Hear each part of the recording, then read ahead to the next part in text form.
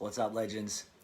This video is sharing with you a technique, a practice, a mechanism that you will use for the rest of your life. And it's gonna support the four permissions. It's gonna support everything when it comes to letting go, releasing, and surrender. And it is called the mechanism of surrender. I've learnt this from a book called Letting Go, The Pathway of Surrender, written by a guy named David R. Hawkins. I read that book back 2014, and I've been recommending it and doing this practice ever since.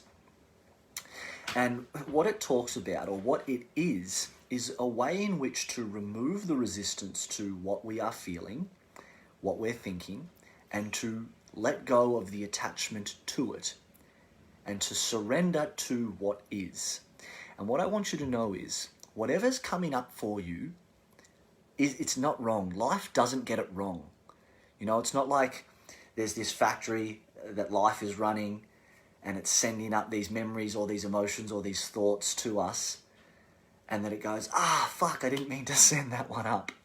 That doesn't happen. Life doesn't get it wrong. Whatever is coming up for you is coming up to leave. Therefore, it is understandable why we resist and deny, but it's silly to do so, because what is coming up to leave, so that you can become more aware of yourself, so that you can raise your vibration. And in every single bit of letting go and surrendering, you come closer towards your goal. I want you to know that. I want you to believe that. And I want you to practice that. Something's coming up, you're like, fuck yeah, this is getting out of the way to leave. This is a belief or a story or an identity or a pattern that's not in alignment with the dream and the goal that I've set. And so it's coming up to get out of the way so that I can be a vibrational match for that reality. So remember that, despite how much you might be in denial or resistance or how scary and uncomfortable things are, your best option, your best bet, the safest thing for you to do is to let go and surrender. Even though in the moment it feels incredibly unsafe, it's actually the safest thing for you to do. And this is the mechanism of surrender. Imagine a tennis ball that is meters under the surface of the water, and it's just floating there. And it wants to float to the top of the surface. It's natural buoyancy, but your hand is over the top, so it can't. And what happens is, as it's naturally floating up and your hand goes over the top, your hand needs a particular level of force to push down to make sure that the tennis ball doesn't come up, or to even push it down further. And this, you've got force coming up, you've got force going down. This creates friction, conflict, tension. This is the inner battle, the inner anguish that we experience. And what happens is the tennis ball can't float to the top of the surface. Now, what happens when things are coming up is they are unfamiliar. We've never properly been taught how to process them, so the ego is scared and afraid. And from a perspective of safety and survival, it just pushes back down in an attempt to control.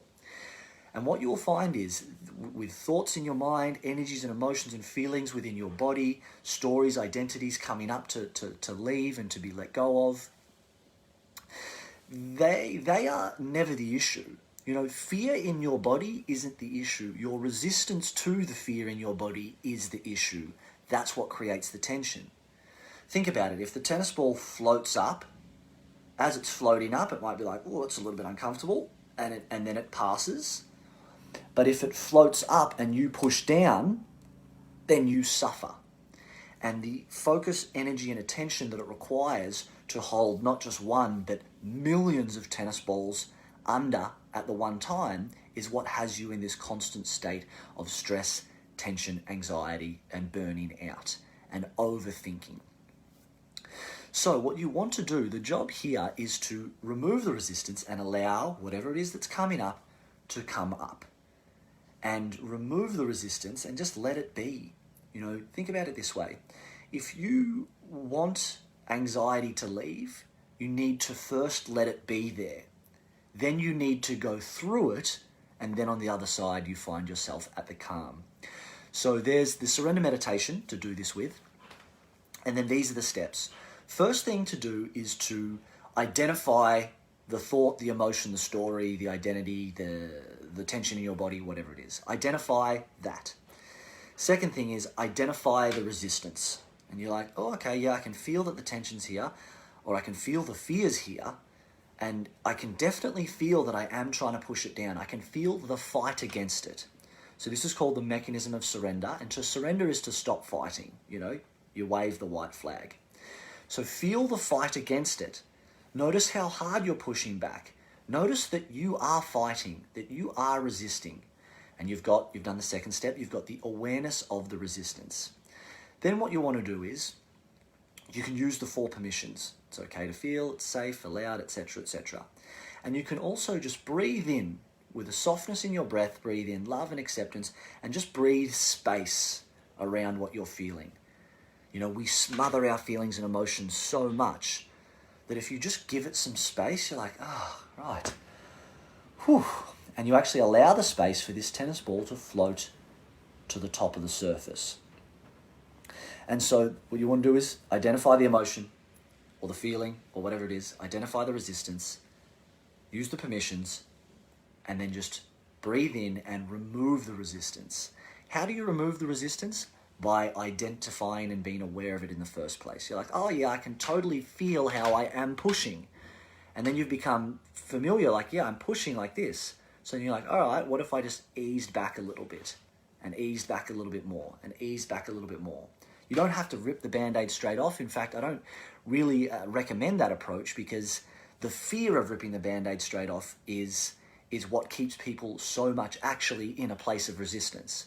But when you know that you can just go bit by bit, by bit, by bit, by bit, you become more confident and familiar with this practice, and eventually you can rip that Band-Aid right off. So this is the mechanism of surrender, incredibly powerful. Use it with the meditation. I'd be doing this every single day if I was you, if not 2 times a day. And you will begin to see a lot of results really quickly. Something else really, really quick before I wrap it up is I'm going to be sharing stuff with you of awareness and understandings of patterns and codes of human behavior and how to unpack resistance, what's coming up, why it's coming up, etc., etc. However, what I want you to know is, as beneficial as that is, it's not necessarily always necessary. And you can just surrender and let something come up without your mind needing to control and know everything about it. And it's very easy to get stuck into that state of needing to know all about it, needing to unpack and figure everything out as it happens. If that's happening for you, that's okay. Let me know and we can address that in the program. Take care.